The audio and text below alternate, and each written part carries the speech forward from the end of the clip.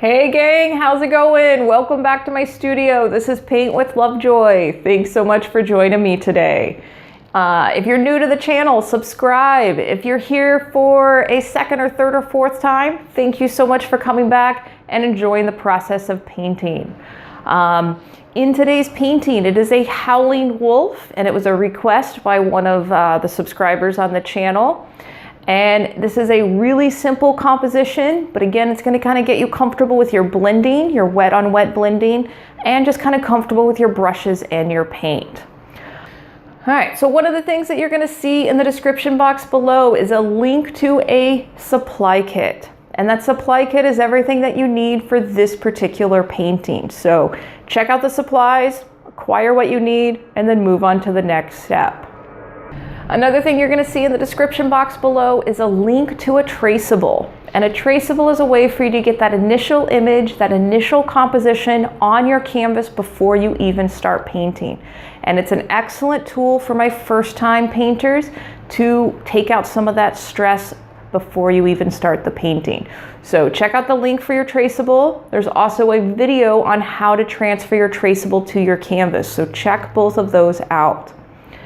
And as you go through the painting process and get more and more comfortable, when you're ready to kind of take the next step, I want you to check out my main website, paintwithlovejoy.com, and check out my feature course, Paint Your Pet.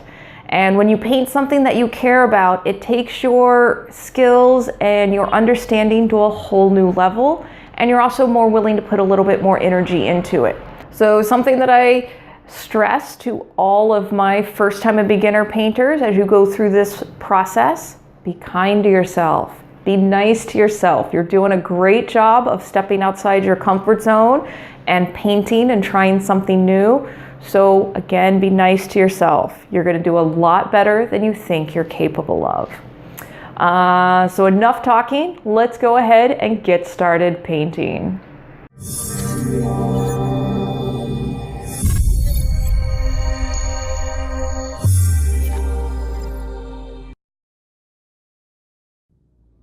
Alright guys, this is going to be another fun painting where you get to work on your blending. So go ahead and grab all your colors and your supplies, turn on your favorite music, and as always, make sure you take your progress photos. So once you've got your traceable transferred to your canvas, you actually have two options here. The first option is the one that I recommend, using your brush, your small pointy brush and black paint, and going over each of those outlines that you transferred to your canvas from that traceable. And as you're going with your brush, I want you to play with the pressure of your brush. The harder you push your brush against the canvas, the wider the lines, the lighter pressure you use, the skinnier, smaller the lines they are. Don't stress about if you have a mixture of these lines, just get more comfortable with making these with your brush. Your second option, and especially if you're short on time, this is a good one. You can use a black Sharpie marker and go over all those lines and then move into the next step. Again, I recommend option number one just because it's good practice. All right, and make sure you pause the video, take your progress picture, and now we're going to be moving into painting the moon behind our wolf. And again, it's going to be super exciting. We're going to be painting white paint on a white canvas. So you're filling in the entire moon behind our Howling Coyote. And I do want you to bring it right up next to those black lines. You can even overlap them just a little bit. If you did the option number one, do make sure that your paint is dry before you move into this step. You don't want any of the black paint mixing with your white. Won't be the effect that you're looking for.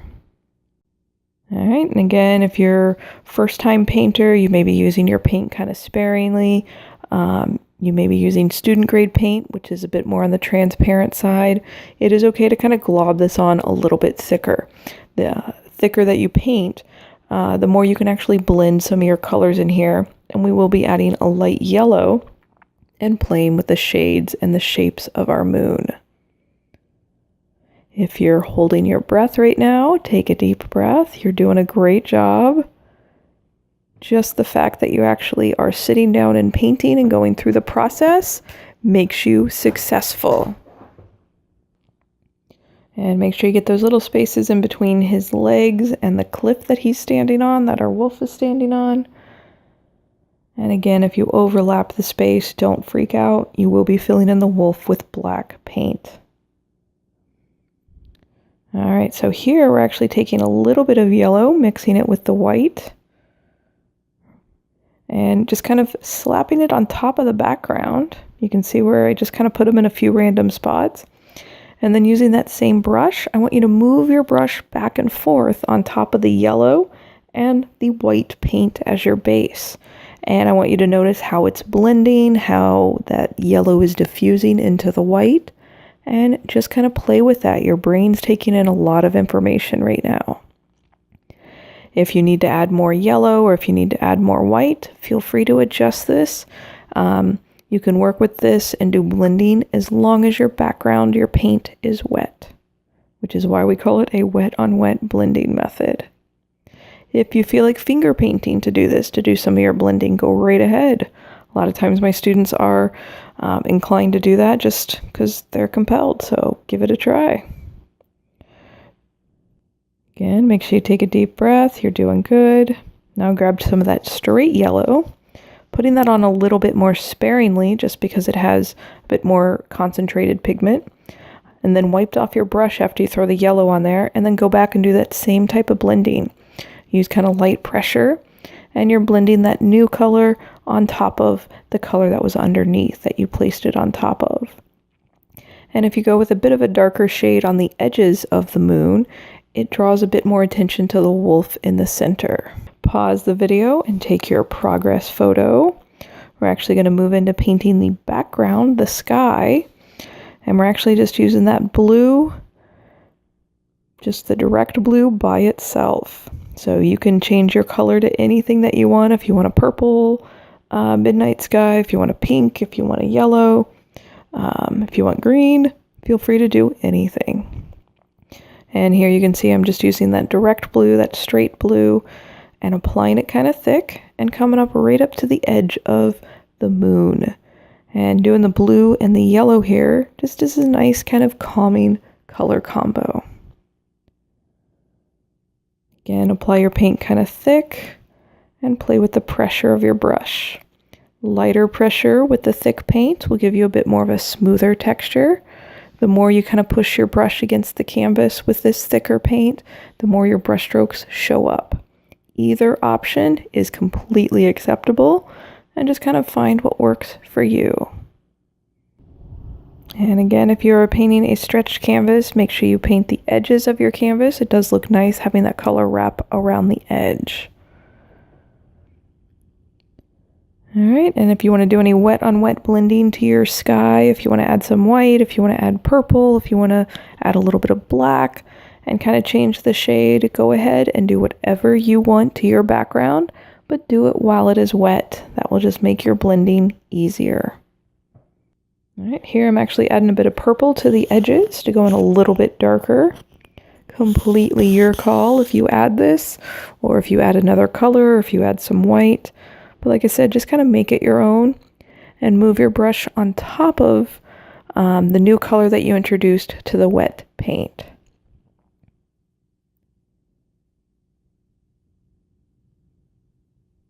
You're doing good. Hopefully you're a little more relaxed right now just by moving the paint on the canvas than you were when you started painting. So pause the video, take your progress photo. And at this point, we actually had some technical difficulties when I was filming this, and I lost some of the video. So I'm going to kind of just walk you through it verbally with a few images on the screen. So for the stars in your sky, I want you to use the small pointy brush, pure white paint, and just make a little dot, and they can be various sizes, but make a single dot for a single star and just do kind of a scattering or random collection of stars. If you want to put a constellation in there, go right ahead and do that. But again, you're just using that small pointy brush, touch the tip of the brush to the canvas, and pull your brush right back to make your dots. All right, and then you're actually going to move to the small or medium flat brush. And I want you to go to black paint, and I want you to fill in your entire Howling Coyote and the cliff that he is standing on. And you're going to bring your color right up next to those original lines. And if you overlap a little bit of your moon, that's okay. And then that is the last step of your painting. So I hope you enjoyed the process and keep painting. You get more comfortable and better as you practice. So until next time, cheers. Hey gang, I hope your paintings turned out really nice and I hope you enjoyed the process of painting. Hopefully you're a little less stressed right now than maybe you were at the beginning of the painting process. As you upload these to social media, please tag me, Paint with Lovejoy, or email me, paintwithlovejoy@gmail.com. It is through your comments, your feedback, your emails, your videos, your pictures that has kept this channel going. Please let me know how you're doing at home and leave comments, send me pictures. But like I said, it is through your guys' support that has kept this channel going and will continue to keep it going. Like I said in the intro, when you're ready to take it to the next level, check out my Paint Your Pet course at paintwithlovejoy.com. And again, you will impress yourself with what you create. So thanks so much for getting creative. Thanks for painting. Thanks for taking time out of your day to spend it with me. I'm honored, and I look forward to painting with you again in the future. Cheers.